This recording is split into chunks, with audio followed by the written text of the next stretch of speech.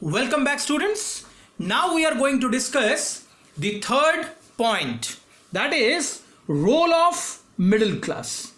Please try to understand it carefully because it's a very important point. The role of the middle class. Okay. Now, the 18th century Europe witnessed the emergence of a new social class in the society. That was the middle class. Now, who were these middle class? Middle class, basically the people like merchants, lawyers, administrative officials, etc. They earned a lot of wealth through overseas trade, manufacturing goods, etc. Basically, among this middle class, the lawyers, administrative officers, the social thinkers, these were the people who were educated. And they believed in person's social position depend on his merit in the society.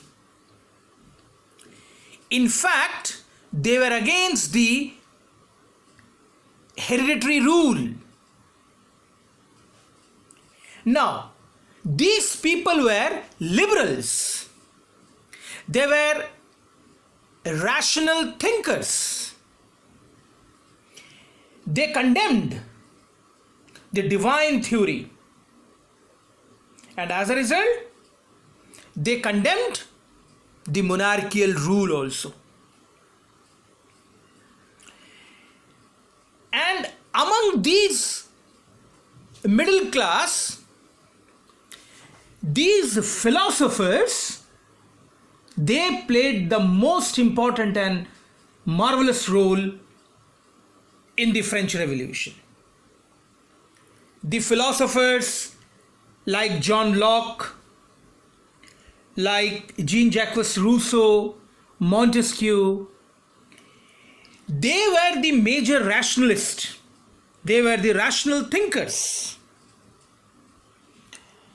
Now, John Locke wrote a book named Two Treatises of Government, in which he refused the doctrine of divine and absolute right of the monarchy.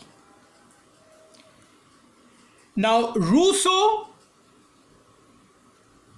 he wrote a book and he demanded that the government must be made on the basis of a social contract between people and their representative.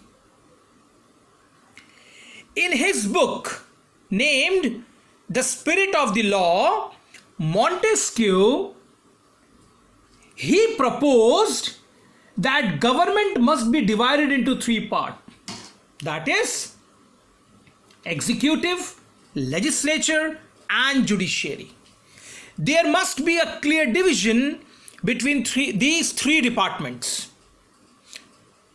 Legislature responsible for lawmaking, executive to impose them, and judiciary to conduct all the laws, rules and regulations, etc.